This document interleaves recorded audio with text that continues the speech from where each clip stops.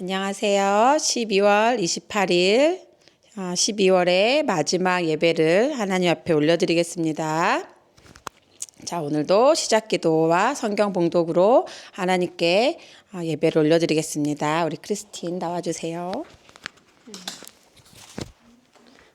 우리 모두 기도하겠습니다. 사랑이 많으신 하나님 아버지, 11월 28일 주 예배를 드릴 수 있게 은혜를 베풀어 주셔서 감사합니다. 온라인에 있는 가족들과 친척들을 축복해 주세요. 우리가 생각과 말과 행동으로 죄를 지었습니다. 때로는 주님의 길 대신 저희 자신의 길을 택하기도 했습니다. 우리가 실패할 때도 우리를 사랑해 주셔서 감사합니다. 우리 모두가 예수님 말씀을 기억할 수 있는 지혜를 주세요. 예수님의 이름으로 기도드립니다. 아멘.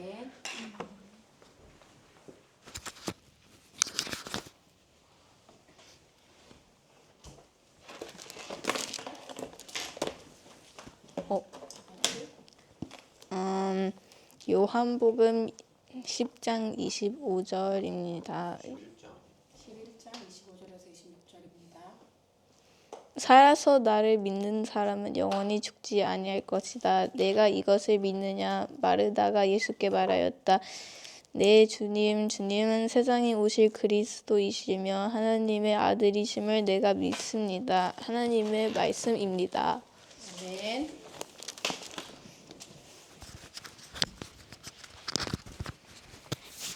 자, 감사합니다. 이게 또 잠시만요. 이게 또 이렇게 됐죠? 또 이게 보이시나요? 보인다. 컴퓨터상 조금 문제가 있었네요. 감사합니다. 기도해 주시고 말씀 봉독으로 열어주신 우리 크리스탈 감사합니다. 자, 오늘의 말씀 제목 한번 읽어볼까요? 시작. 나는 부활이요 생명이라. 아멘. 나는 부활이요 생명이라. 많이 들어봤죠? 많이 들어봤어요? 네, 오늘은 요한복음 11장 5절, 26절 두 절만 읽었는데 아마 11장 전체가 될 것 같습니다. 자, 그래도 우리 같이 한번 합독해 봅시다. 시작. 예수께서 이르시되 나는 부활이요 생명이니 나를 믿는 자는 죽어도 살겠고 무릇 살아서 나를 믿는 자는 영원히 죽지 아니하리니 이것을 내가 믿느냐. 아멘. 우리 예배를 위해서 한 번 더 기도하겠습니다. 사랑의 하나님 감사합니다. 하나님의 말씀을 허락해 주셔서 하나님의 말씀을 나누며 한 주를 또 거룩하게 살아갈 수 있도록 허락해 주심에 감사를 드립니다. 하나님 종의 입술에 기름 부어 주셔서 주께서 하시고자 하시는 말씀을 전하게 하시옵소서. 말씀을 선포하고 들을 때 우리의 영이 살아나고 부활하는 역사를 허락하여 주시옵소서. 예배를 마치는 시간까지 하나님 예배를 방해하는 모든 어둠의 것들을 떠나가게 하시고 예수님의 말씀에만 반응하여 우리 영이 살아나는 시간 되게 하여 주시옵소서. 예수님의 이름으로 기도합니다. 아멘. 아멘. 우리 지난 시간에 제가 나눠준 말씀 기억하시는 분 있어요? 우리 맞았어요. 양의 문.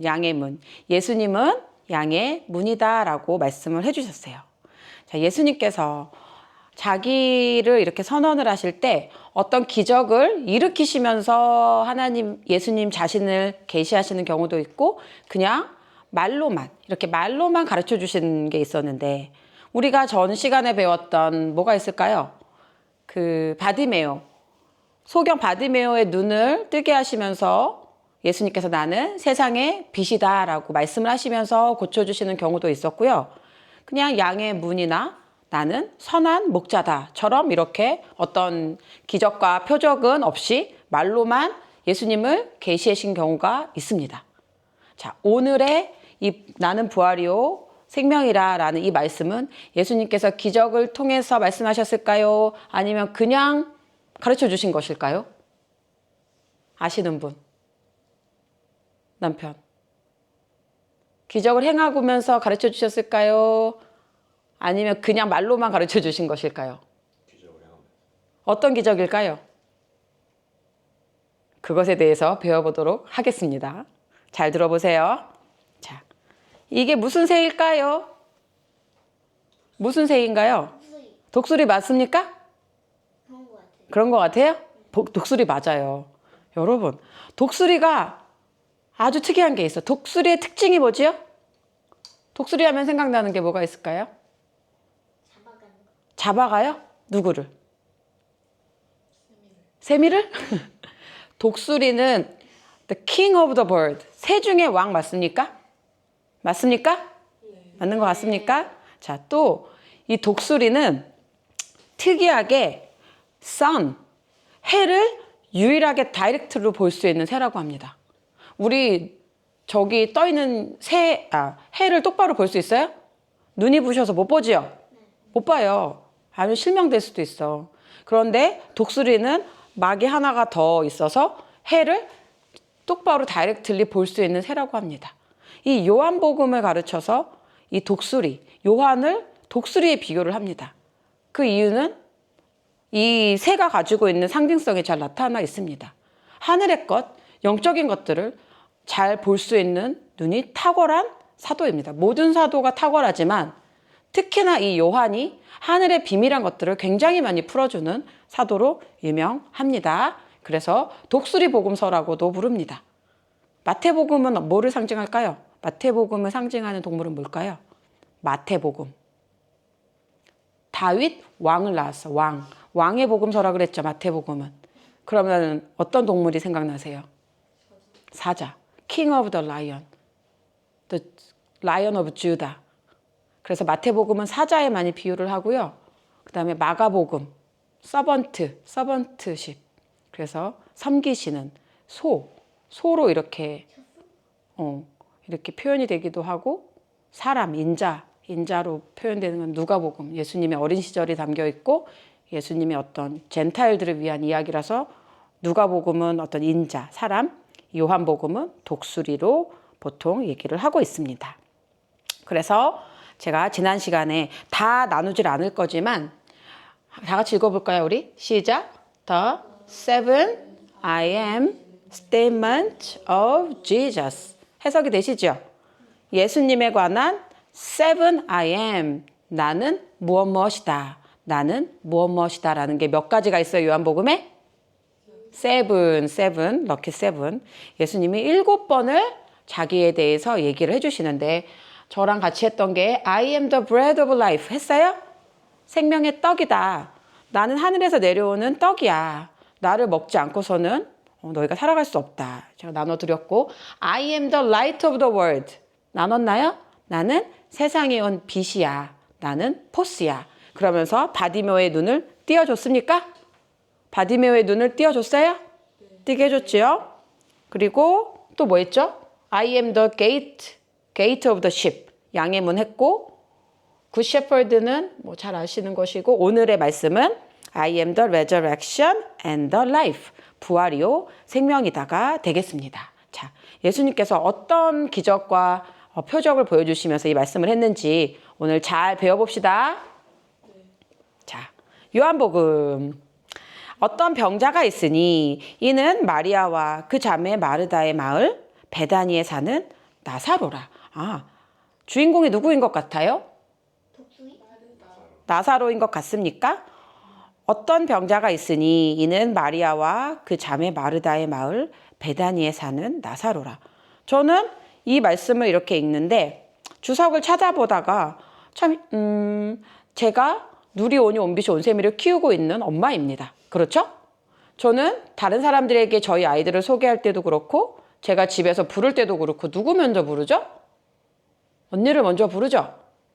기도할 때도 누리야 누리 오니 온빛이 온셈이라고 저의 입에는 그것이 붙어 있는데 이 요한은 반대로 거꾸로 막내인 마리아를 부르고요. 그 다음에 언니인 마르다를 부르고 그 다음에 오빠인 나사로를 소개하는 것입니다. 이 한 줄에도 요한은 그냥 쓴 게 아니구나. 나사로와 마르다와 마리아라고 쓰면은 좀 메이크 센스한데 막내 동생을 먼저 쓰는 겁니다. 마리아와 마르다의 마을 베다니에 사는 나사로. 요한은 철저하게 영적으로 서열이 있는 어떤 그런 사람의 순서대로 기록한 것이 아닐까. 마리아가 가장 영성이 좋았을 가능성이 있습니다. 마리아와 마르다와 나사로. 또한 이 요한이 복음서를 쓸 때는 이미 마가복음, 마태복음, 누가복음이 사람들에게 읽혀지고 있을 때입니다. 그런데 이 요한만이 이 베다니에 사는 문둥병자가 나사로라는 것을 이름을 밝혀주고 있는 것입니다.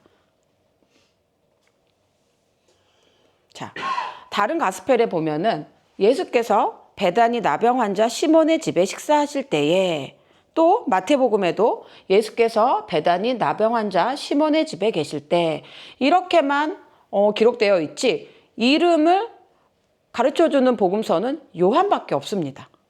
자, 그래서 많은 학자들이 이 베다니 나병 환자 시몬이 이 나사로가 맞는지, 동일 인물이 맞는지 안 맞는지는 여러 가지 신학적 견해가 이제 있고, 보통 마르다의 뭐 남편일 수 있다, 뭐 아버지일 수 있다, 여러 가지 견해가 있지만 오늘의 요한복음서를 보면은 세 분이 마리아와 마르다와 나사로가 형제였다라는 것으로 해석하기에 무리가 없습니다. 그렇죠?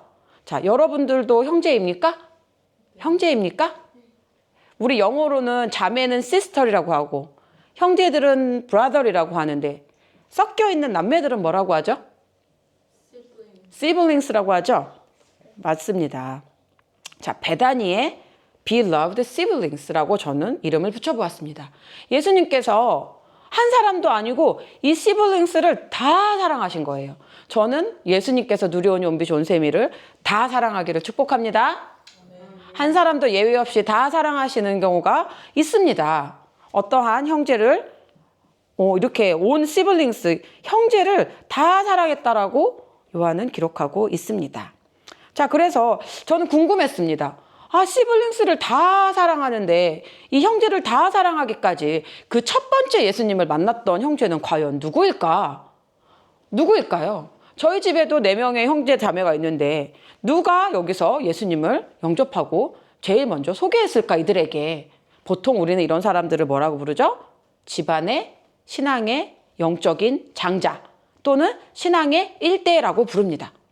저희는 이제 너무 확연하게 아는 사람들도 있고, 날 때부터 태어난 모태신앙들은 아마 그런 질문을 받을 때 그러게 우리 집에 첫 번째 영적인 장자는 누굴까? 생각해 볼 수 있을 것입니다. 그래서 저는 어제 찾아보았습니다. 누가복음 10장 38절에 그것이 나와 있는 거예요. 예수님께서 공생애를 시작하시면서 제자들에게 이제 이렇게 너희 둘씩 짝을 지어서 70명이 이렇게 보내실 때, 어떤 마을에 갔을 때 너희를 영접하지 아니하거든 신발에 먼지도 털어버려라, 그리고 그곳에 가지 말아라, 이런 말씀을 마치시고 그들이 길을 갈 때는 예수님과 제자들이 이제 길을 가는 겁니다. 복음 전도를 하러 가는데 예수께서 한 마을에 들어가심에, 여기 이름은 써 있죠. 누가 예수님을 처음에 영접했을까요? 마르다. 여기 써 있는 거예요. 마르다라 이름하는 한 여자가 자기 집으로 영접하더라. 자, 그렇다면 베다니의 이 3명의 형제들이 예수님이 다 사랑하게 되셨는데 맨 처음에 예수님을 영접했던 사람이 누구일 가능성이 클까요?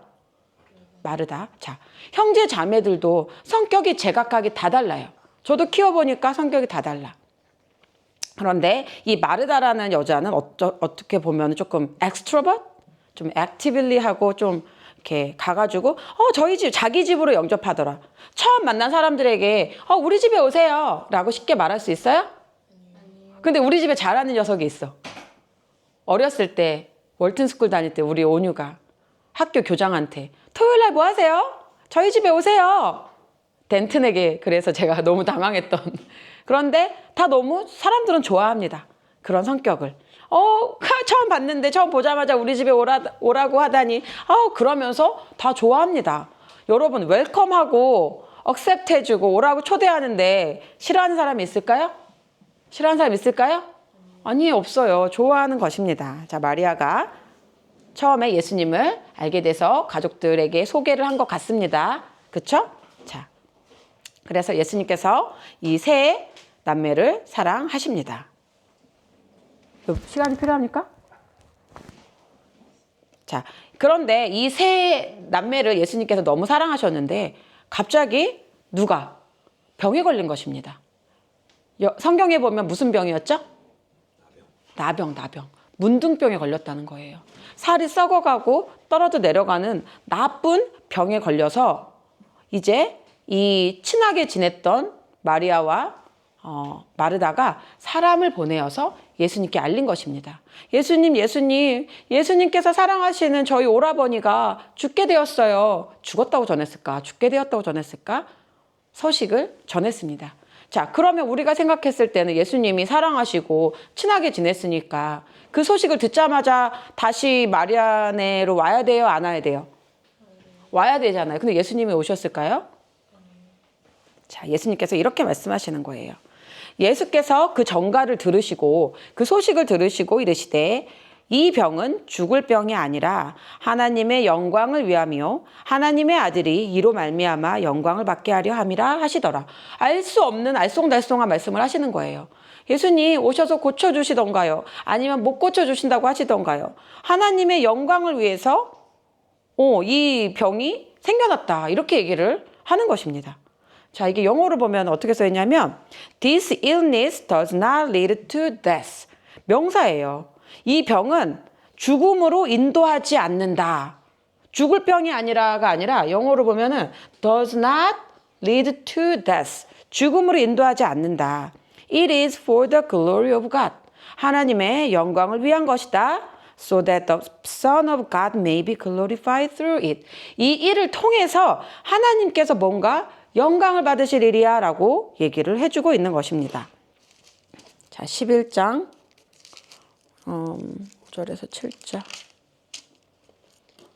자, 보시면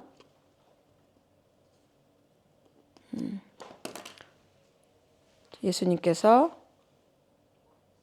이렇게 말씀을 하시고 성경에 보면은 바로 돌아오시지 아니고요.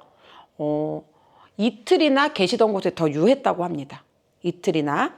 그리고 나서 이틀이 지난 다음에 예수님께서 이 베다니의 집으로 돌아오시는 것입니다.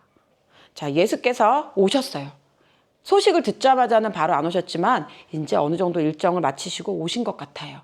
예수께서 와서 보시니 나사로가 무덤에 있는지 이미 나흘이라. 여러분, 나흘이 며칠이죠? 나흘. 자, in the tomb 4 days. 4일이나 지난 거예요. 4일이나 지났어. 여러분, 죽어서 무덤에 넣어서 4일 정도 지나면 사람이 어떻게 되는 줄 아세요? 썩는 정도가 아니라 이제 이때는 때가 6월절에 가까울 때, 예수님이 죽기가 가까울 때니까 아마 그러니까 시체가 빨리 썩는 때의 가능성이 높아요. 그러니 사람들의 냄새가 얼마나 심한지 사람이 썩으면 어떻게 되는 줄 알아요? 모든 열려있는 이런 구멍에서 다 시체에 진 물이 나와요. 썩어서. 그래서 도저히 옆에 갈 수가 없을 정도로 냄새가 고약하고 이제 썩고 구더기가 꼬이기 시작합니다. 상상을 해봐. 그렇게 무덤에 있는지 4 days, 4일이나 지났으면 이거는 가능성이 있어요? 없어요? 다시 살아날 가능성이? 없잖아요. 없어. 자, 베다니는 예루살렘에서 가깝기가 한 오리쯤 되매. 요한은 이것도 써놓은 거예요. 한국말로 한 오리면은 영어로 2 miles야. 2 miles면은 한 3km 정도. 충분히 많은 사람들이 6월절에는 예루살렘에 올라가서 예배를 드려야 되기 때문에 그 예루살렘 그 올리브 산 아래에 베단이라는 어떤 동네를 누구나 6월절에 제사를 예수님을 이렇게 기념하러 올라가면서 다 볼 수 있는 그러한 집이에요. 자, 볼래요?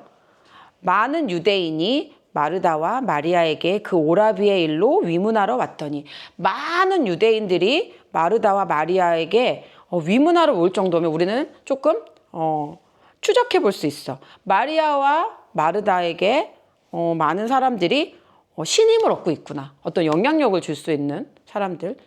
나중에 보면 이 마리아가 향유 옥합을 깨서 예수님의 머리에 부어요.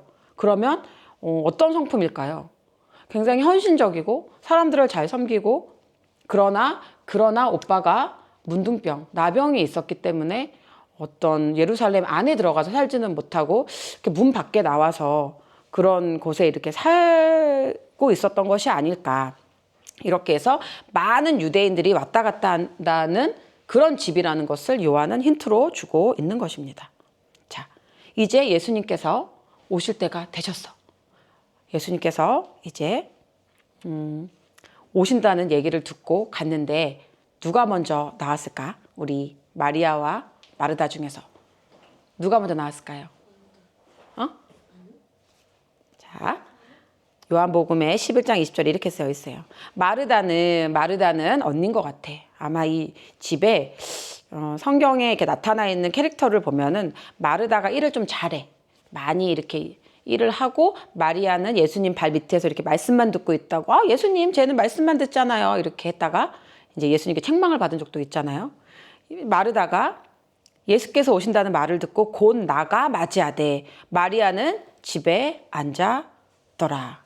자, 마르다가 이제 예수님 오신다는 소식을 듣고 먼저 뛰어 나갔습니다. 마르다가 나간 거예요. 11장 21절. 찾아볼게요. 자, 마르다가 예수께 말하였다.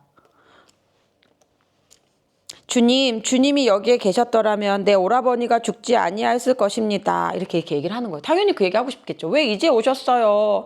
주님, 우리 오빠가 죽은 지가 사흘이 됐고 무덤에 들어가는데 왜 이제 오신 거예요? 라는 말을 당연히 할 수 있잖아요. 그러나 마르다가 이렇게 얘기를 하는 거예요. 그러나 이제라도 나는 주님께서 하나님께 구하는 것은 무엇이나 하나님께서 다 이루어 주실 줄을 압니다. 오, 너무나 엄청난 고백을 하는, 저는 사실 마르다가 이렇게 좀 분주하게 일하느라고 영성은 별로 없는 줄 알았는데 그렇지도 않아.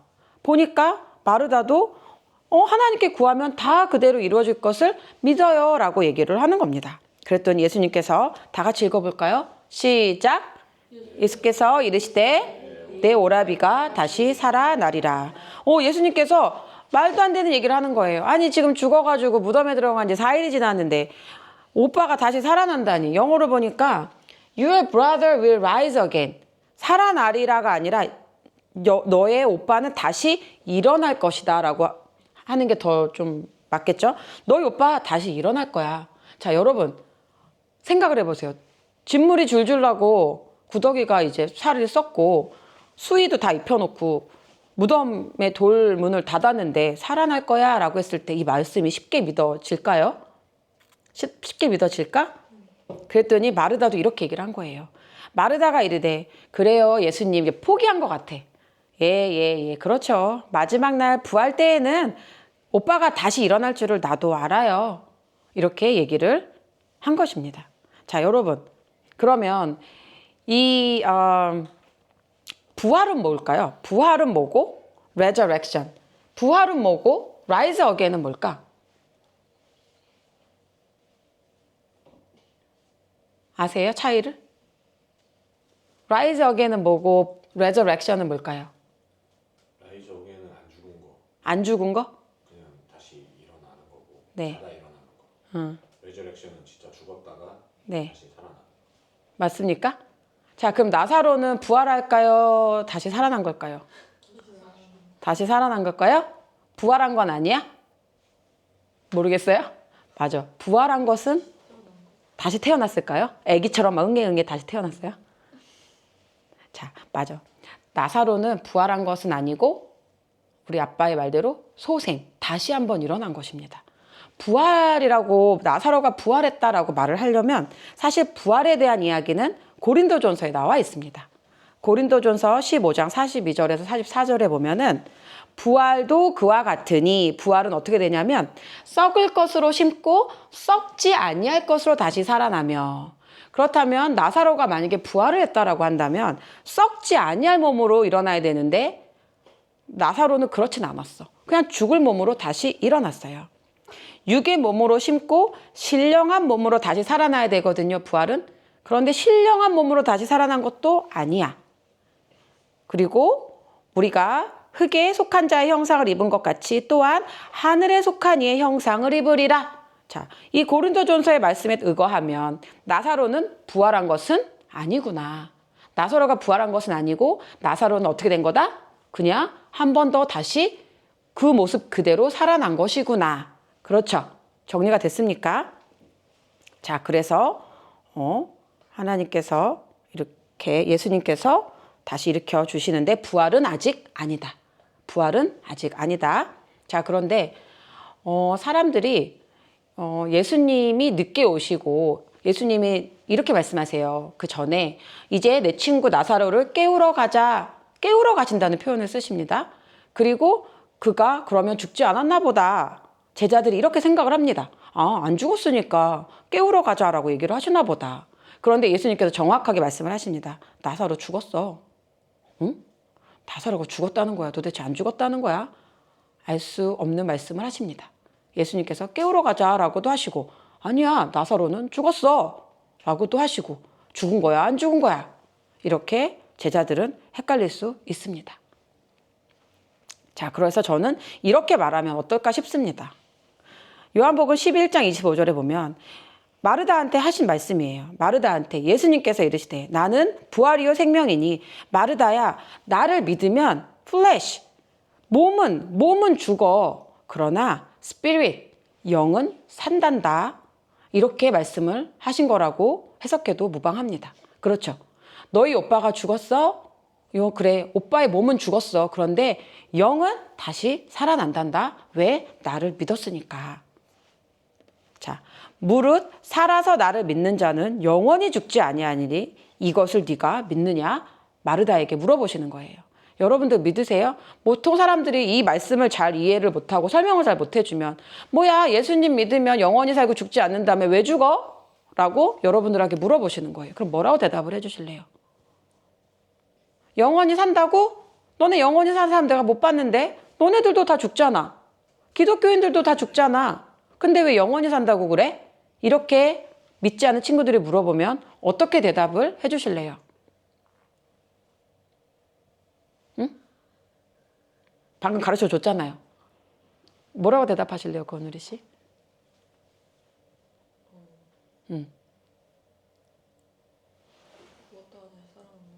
죽었다가 다시 살아난다고 이렇게 얘기할 거예요?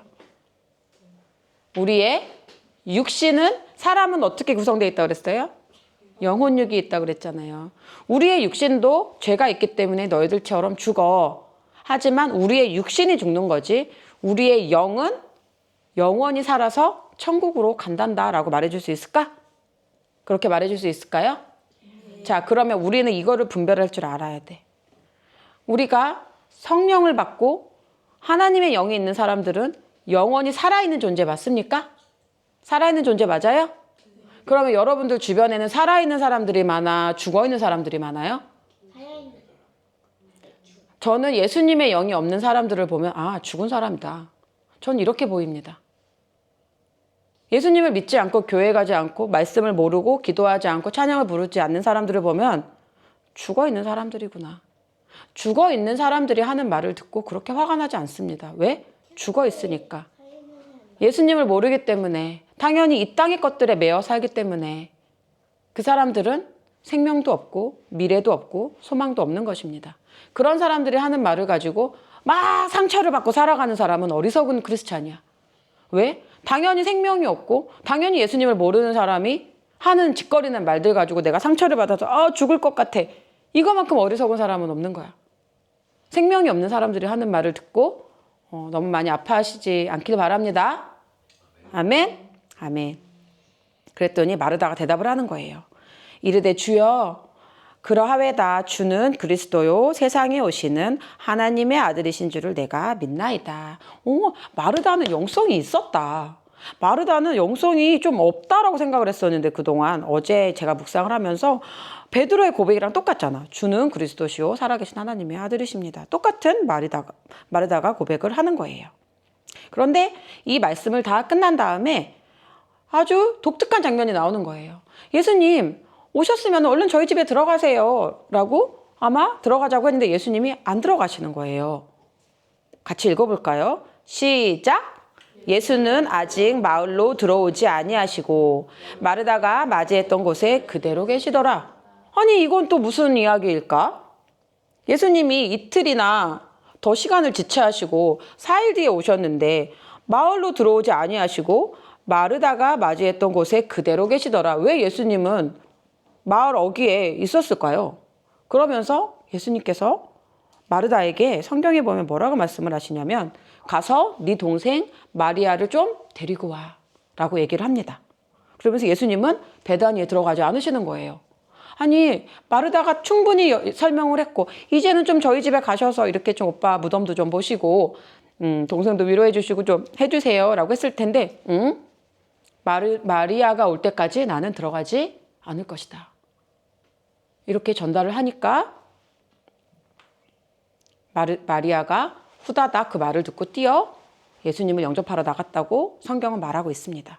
제가 어저께 이 말씀을 들으면서도 예수님 왜 안 들어가셨어요? 왜? 이렇게 저희도 이번 주에 밴쿠버에서 장준호 목사님이 오셨잖아요. 그 소식을 듣자마자 대구로 새벽에 가서 목사님을 위로해드리고 만나서 인사도 하고 갔습니다. 자, 그런데 이렇게 상을 당해서 힘들어하는 마리아에게 너 오지 않으면 안 될 것 같아. 네가 나가봐. 이렇게 얘기를 하는 예수님을 이렇게 묵상을 하면서 예수님 왜요? 왜 마리아에게 나오라고 하셨나 이렇게 좀 찾아봤어요. 그랬더니 누가복음 말씀에 비슷한 힌트가 있는 거예요. 예수님께서 복음을 전하고 치유와 기사와 이적을 일으킬 때 이렇게 말씀을 하셨어요. 어느 동네에 들어가든지 너희를 영접하지 아니하거든 그 거리로 나와서 말하되. 예수님은 이렇게 말씀하신 적이 있구나. 예수님은 능력이 있고 하나님의 아들이지만 그냥 아무렇게나 주먹구구식으로 들어가서 사역을 하신 게 절대 아니었습니다. 영어 성경으로 보니까 whenever이야. whenever 뭐예요? 언제든지야. Whenever you enter the town. 타운에 들어갈 때마다 라고 해석해도 무방하죠? 그러니까 내가 쟤랑 얼굴을 알았다고 해서 우리가 이제 스킵하고 그냥 인사를 생략하고 들어가서 막 지내는 게 아니라 Whenever you enter a town. 네가 타운에 들어갈 때마다 그들이 너를 영접하든지 안 하는지를 봐라 이거예요. 이거는 많은 가르침이 있는 거야. 우리가 교회를 다니고 찬양을 부르고 기도를 하고 말씀을 드리니까 뭐 대표 기도 생략해도 되겠지? 찬양하는 거 좀 생략해도 되겠지? 회개 기도하는 거 좀 생략해도 되겠지? 마음문 여는 거 그런 기도쯤은 좀 안 해도 되겠지? 그런데 예수님은 그렇게 말씀하신 적이 없는 거예요. 어느 동네에 들어갈 때마다 너희를 영접하지 아니하거든 그 거리로 나와서 말하되. 주님은 안 들어가십니다. 제가 아이들과 같이 어릴 때부터 신앙교육을 할 때 이런 말을 가끔 했죠. 우리가 다 마음이 한 마음으로 열려 있어야 주님이 임재하시고 역사를 일으키는데 어떤 사람은 마음이 막 열려가지고 주님 오세요. 이 공간에 함께 해주세요. 역사해주세요. 치유해주세요. 막 간절히 주님을 영접하기 위해서 기도하고 하는데 누구는 마음문이 그냥 꽉 닫혀갖고 입술이 꽉 다물고 찬양은 절대 안 부르고 기도도 남들이 하나하나 막 이렇게 살펴보면서 그런 사람이 예수님한테 마음이 열린 걸까요? 안 들어가신다는 거예요. 이거는 굉장한 메시지가 있는 거야. 아무리 사랑하고 내가 아무리 그 집을 많이 드나들고 주님께서 날마다 오시지만 너가 영접하지 않으면 내가 들어가지 않는다. 이거를 일부러 주님께서 하신 것 같아요. 그 말씀을 듣고 마리아가 달려 나옵니다. 예수님께서 기다리셨대잖아요. 그 마을 입구에서. 자, 마리아가 예수 계신 곳에 가서 배웠고 그 발 앞에 엎드려 이르되 주께서 여기 계셨더라면 내 오라버니가 죽지 아니하였겠나이다 하더라. 똑같아. 마르다나 마리아나 오빠를 잃은 슬픔으로 인해서 가슴이 아프고 예수님을 기다리는 건 똑같았어. 그런데 마르다는 예수님이 오고 계셔라는 말씀을 듣고 버선발로 뛰어나가 타운 밖에까지 뛰어나간 영성은 마르다야. 그런데 이 마리아는 너무나 아팠는지 뭐 여러 가지 이유로 그냥 예수님이 온다라는 얘기를 들었어도 그냥 집에 가만히 앉아 있었던 거예요. 근데 봐봐. 마르다나 마리아나 가슴이 아픈 이유는 똑같아. 그리고 그 마음도 똑같아. 주께서 여기 계셨더라면 내 오라버니가 죽지 아니하였겠나이다. 결국엔 똑같지만 어떤 그 사람의 성품과 어떤 그 사람의 여러 가지 기질들이 좀 형제라도 달라요. 예수님을 믿지만 좀 달라요. 여러분들은 예수님이 오신다는 얘기를 들으면 가서 버선발로 뛰어나갈래요? 아니면 예수님이 부를 때까지 집에 앉아 계실래요? 우리는 배웠어. 집에 앉아 있으면 돼요? 안 돼요? 예수님이 오실 때까지 안 들어오신다고 했어요? 안 했어요? 예수님은 우리가 마음문이 전부 열릴 때까지 기다리십니다. 자, 한번 따라해 보세요. 우리는 항상 예수님을 환영해야 합니다. 항상 환영하십니까?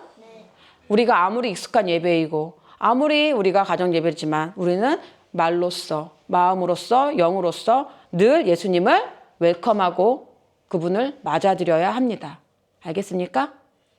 알겠습니다. 자, 그리고 나서 예수님께서 이제 마리아가 우는 것과 함께 따라온 유대 사람들이 우는 것을 보시고 마음이 비통하여서 괴로워하셨다. 자, 예수님께서 이제 이 얘기를 하면서 마리아가 막 울었나 봐요. 그런데 마리아가 울고 많은 유대 사람들이 우는 걸 보시고 예수님도 우셨대. 예수님은 왜 울었을까요? 슬퍼가지고요.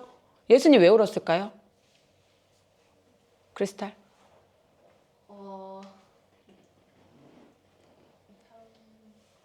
왜 우셨을까? 왜 우셨을까? 왜 우셨을까요? 나사로를 사랑해서? 많은 목사님들이 이 구절을 어떻게 설명을 하시냐면, 봐봐, 예수님도 사람이었어. 예수님도 어떤 인간의 육신을 입고 오셨기 때문에 친하게 지낸 나사로가 죽었을 때 같이 슬퍼하셨다. 긍휼히 여기셨다. 마리아와 마르다의 슬픔을 이해하시면서 슬퍼하셨다. 이라고 얘기를 저는 많이 들었습니다. 그런데 제가 이번에 찾아본 말씀에 의하면 예수께서 그가 우는 것과 또 함께 온 유대인들이 우는 것을 보시고 심령의 비통히 여기시고 불쌍히 여기사. 이거는 인간적인 거를 표현하는 단어가 아니었습니다. He was deeply moved in his spirit. 예수님의 영이 deeply moved, 영이 막 요동하신 거예요. And greatly troubled. 이거는 우리가 인간적인 혼적으로 내가 친한 친구가 죽어서 쟤네들이 오빠가 죽으니까 슬퍼하겠다. 어떤 understand, 이해하는 정도의 그런 마음이 아니고요. He was deeply moved in spirit. 영이 굉장히 요동을 치고 탄식하고 포효하신 것입니다. 이것은 인간적으로 슬퍼해서 인간의 마음을 이해하는 정도가 아니라 예수님의 영 안에 어떤 굉장한, 영어로 찾아보니까 with anger예요. 분노하시면서 우신 거예요. 예수님이 화가 잔뜩 나셔서 우신 거예요. 자, 예수님은 왜 화가 나셨을까? 자, 예수께서 다시 속으로 비통하게 여기서서 무덤으로 가셨다. 무덤은 동굴인데 그 어귀는 돌로 막아 놓았다. 예수께서 돌을 옮겨 놓아라 하시니 죽은 사람의 누이 마르다가 말하였다. 주님, 죽은 자가 나흘이나 되어서 벌써 냄새가 납니다. 예수님께서 그 동굴에 무덤에 돌을 옮겨놔라 라고 했더니 당연한 반응이잖아요. 우리는 마르다가 이르되 주여, 오빠 죽은 지가 사흘이나 지나서 벌써 냄새가 나나이다. 그랬더니 예수님께서 같이 읽어볼까요? 시작. 예수께서 이르시되 내 말이 내가 믿으면 하나님의 영광을 보리라 하지 아니하였느냐 하시니.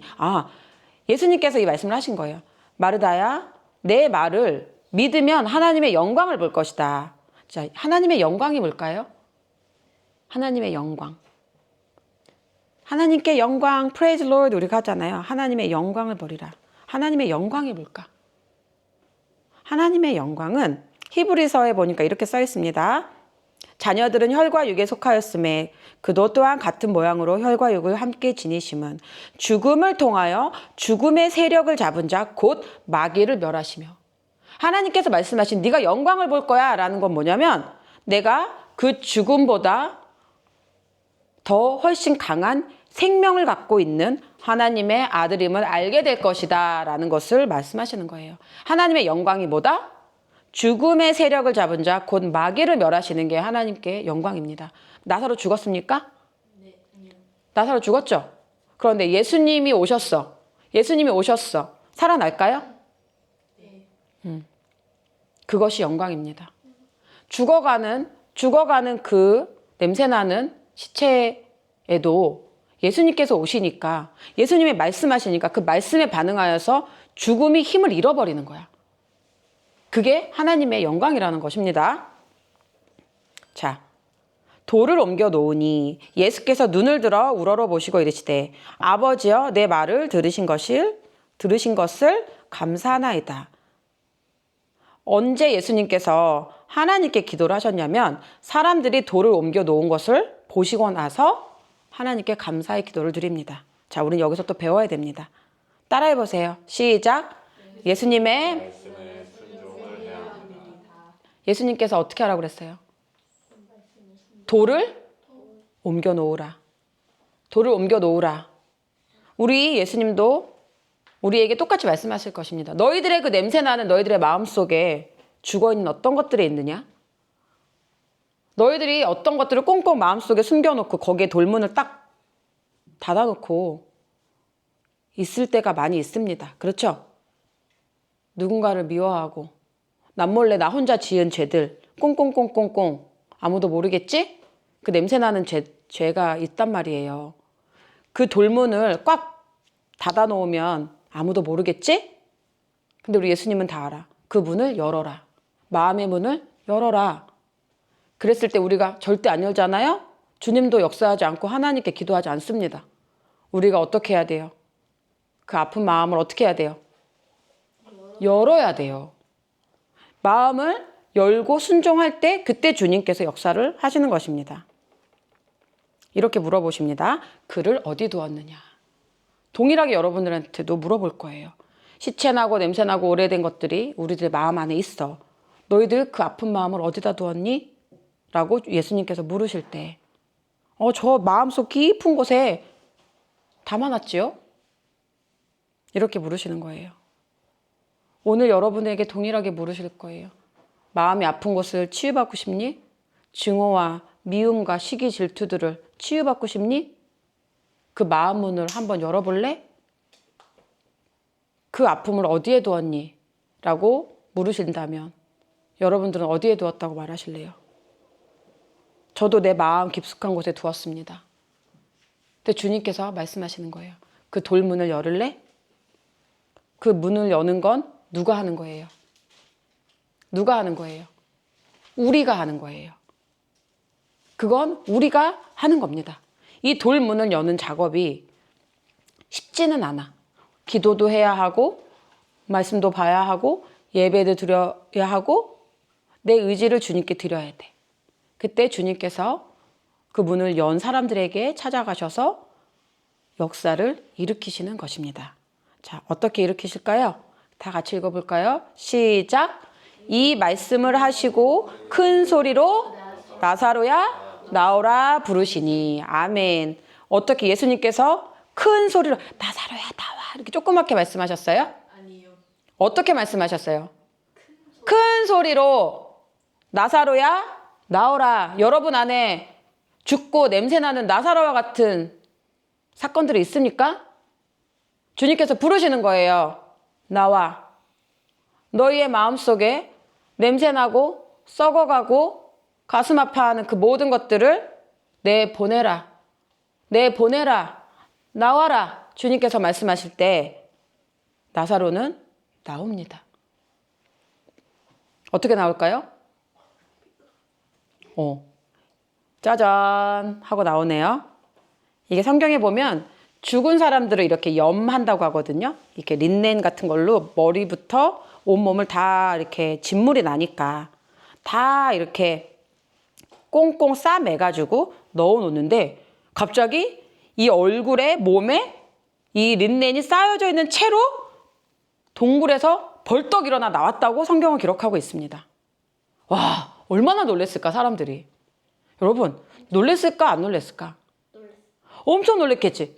아니 회당장 야이로의 딸 같은 경우는 그래 뭐 죽어가던 찰나에 잠깐 숨이 끊어질랑 말랑 하는 찰나에 살리셨나 보다. 뭐 그 정도는 뭐 믿을 수도 있고 안 믿을 수도 있고. 소경 바디메오의 눈도 뭐 이렇게 가끔가다 지금도 많은 선교사님들이 눈먼 사람들 고쳐주시거든요. 아니 그냥 고쳐졌나 보다 라고 할 수 있단 말이야. 그런데 이 냄새나고 죽은 지가 4일이 지난 이 시체들 다 눈으로 봤잖아요. 많은 유대인들이 왔다 갔다 한다고 했잖아요, 이 집에. 근데 이렇게 다 죽어서 냄새가 나고 4일이 지난 나사로가 수건에 동인 채로 나왔을 때 사람들은 이제 그럴까? 아닐까? 예수가 하나님의 아들일까? 아닐까가 아니라 이거는 빼박이야, 빼박. 이거는 하나님의 아들이 아니고서는 할 수 없는 거잖아. 라고 하면서 이 나사로가 다시 일어난 사건을 계기로 많은 사람들이 예수가 하나님의 아들임에 이제는 그 누구도 반박할 수가 없는 가장 성경에서 가장 큰 기사와 표적입니다. 자, 우리 예수님께서 처음부터 그랬죠? 나는 생명이라. 나는 생명이라서 나는 너희들에게 생명을 나눠줄 수 있는 사람이야. 근데 사람들이 눈 뜬 거, 에이, 뭐 그걸 갖고 생명이라 그래. 회당장 딸이, 아직 죽진 않았을 거야. 끊어질랑 말랑 했는데 다시 돌아왔나 보지 뭐. 그런데 이 죽어서 4일 만에 이 린넨을 동동 메어가지고 있었던 시체를 살리는 이건 누구나 예수님을 믿을 수밖에 없는 사건이고 결국 이 사건 때문에 예수님을 죽일 결단을 내립니다. 유대인들이. 가장 위대하고 큰 사건이에요. 예수님께서 나는 부활이요 생명이니라고 얘기하니까 못 알아듣는 거예요. 사람들이. 부활은 또 뭐고 생명은 또 뭐야? 사람들이 알 듯 모를 듯 처음 본 개념이니까 부활이라는 개념을 모르니까 뭐가 도대체 부활이 뭘까? 우리 엄마도 아빠도 어렸을 때부터 교회 다니는 우리 다음 세대들 예수님 믿으면 영원히 살아. 그게 무슨 개념인지 잘 모른단 말이야. 그런데 이 나사로를 살림으로 인해서 부활은 이런 거구나. 완전히 죽은 사람이 다시 살아나는 게 부활이구나라는 것을 많은 사람들이 알게 됐을까요? 모르게 됐을까요? 완전히 알게 된 거야. 완전히. 그래서 이 나사로의 하나님께서 일으키신 이 사건은 나는 부활이요 생명이니라는 그 말씀을 하기에 너무나 적합한 예수님의 사역이었던 거죠.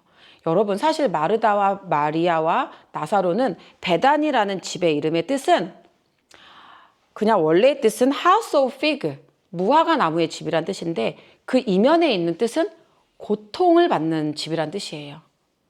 어떤 이유가 있는지는 모르겠지만 이 세 남매가 아주 고통스럽게 살아가고 있었습니다. 그런데 이 남매들에게 예수님이 찾아오셨고 정말 부활과 비슷한 소생이라는 어마어마한 기적과 이적을 맛보면서 정말 하나님의 엄청난 은혜를 받게 된 거죠. 자, 예수님 안에 있으면 죽음이 힘을 잃습니까? 이건 제가 지어낸 얘기가 아니죠. 성경이 말해주고 있지요. 예수님을 믿으면 우리가 육신은 죽었지만 다시 살아납니까? 영으로 살아납니까? 그거를 가르쳐주고 싶으신 거야. 예수님께서. 자, 같이 따라해 봅시다. 시작. 생명 앞에 죽음은 그 힘을 잃습니다. 우리가 요 근래에 엄마, 아빠가 장례식장을 많이 다녔는데 그게 너무 느껴지는 거예요. 이 생명은 우리가 말하는 목숨이 아니라 조회예요. 조회. 영원한 생명. 영생. 영생을 우리가 딱 부여를 받으면 죽음이 힘을 잃어버려. 예수님은 하나님의 아들이었고 그 속에 생명이 있었어. 그러니까 십자가에서 죽었지만 3일 만에 다시 부활해버리신 거예요. 이게 생명이 갖고 있는 뜻이야. 여기 있는 모든 사람들은 예수님께 생명을 받으셨습니까? 이 생명 받으셨습니까? 이 생명이 있는 사람들은 죽음이 역사하지 못한다는 거예요. 우리의 육신은 어차피 흙으로 지어졌으니까 흙으로 돌아가지만 이 안에 생명을 부여받은 사람은 이 생명력 때문에 천국에 올라가 하나님과 같이 영원히 살게 된다는 것입니다. 이 생명을 가지고 계십니까? 아멘. 이 생명을 가지고 있는 사람들의 특징이 있어. 어디를 가든지 살려내는 거야. 어디를 가든지 누구를 만나도 이런 얘기를 자꾸 듣게 되는 거야. 쟤를 만나고 나면 나는 기분이 너무 좋아. 우리 온유 온비씨를 만나면 뭔가 마음이 편안해. 난 쟤랑 얘기를 하면 뭔가 내 영이 살아나는 것 같아. 친구들은 모릅니다. 그 이유를 몰라. 예수님 믿는 사람들은 알지. 그런데 불신자들에게도 역사를 하는 거예요. 여러분들은 많은 사람들에게 생명을 나눠주는 그 예수님의 빛과 생명을 가진 사람들이 되시기를 예수님의 이름으로 축복합니다. 이 생명을 결코 잃지 마십시오. 이 생명, 이 조회를 결코 잃으시지 마십시오. 아멘. 아멘. 이 나사로가 다시 살아나는 이 사건으로 인해서 예수님은 하나님의 아들이 확실하다라는 많은 증거를 하게 된 것입니다. 아주 중요한 것이에요. 같이 읽어봅시다. 시작. 아버지께서 죽은 자들을 일으켜 살리심 같이 아들도 자기가 원하는 자들을 살리느니라. 이 나사로를 일으키시기 전에 이미 주님은 말씀을 하셨어. 하나님은 죽어가는 마귀 때문에 선악과를 따먹고 죽어간 많은 자들을 살려주기를 원하는 게 하나님 아버지의 뜻이십니다. 그런데 아들도 자기가 원하는 자들을 살린다라고 이미 선포를 하셨고 이 실제로 선포한 대로 나사로를 살려버리신 것이에요. 그러면 하나님의 아들이시라는 게 증명이 됐습니까? 증명이 됐어요? 증명이 됐습니까? 네, 증명이 된 것입니다. 다시 같이 읽어봅시다. 시작. 아버지께서 자기 속에 생명이 있음 같이 아들에게도 생명을 주어 그 속에 있게 하셨고. 아멘. 예수님께 생명을 갖고 있습니까? 이 생명은 하나님이 가지고 계셨는데 그 독생자, 생명을 가진 유일한 아들 예수님이 가지고 있으셨습니까? 네. 이거를 나사로에게 조금 알게 하셨습니까? 네. 여러분들이 이 생명을 가지시기를 예수님의 이름으로 축복합니다. 이 생명이 있으면 이 생명들이 가는 곳마다 반드시 살아나게 되는 역사가 있습니다. 부활 생명으로 여러분들의 삶이 피어나시기를 간절히 축복합니다. 이 빛을 사모하십시오. 이 생명을 사모하십시오. 아멘. 믿으시기 바랍니다. 자, 마지막 이거 한 글자 더 하고 마치겠습니다. 시작. 그날에는 내가 아버지 안에, 너희가 내 안에, 내가 너희 안에 있는 것을 너희가 알리라. 아멘. 여러분들 안에 그 생명이 있다는 건 예수님이 있다는 것이고 예수님이 있다는 것은 하나님이 나와 함께 하시다는 거예요. 그것을 지금은 모를 수 있지만 점점점 알게 되실 것입니다. 반드시 주님 안에 계시기를 부활이요 생명 되신 예수님을 만나시기 바랍니다.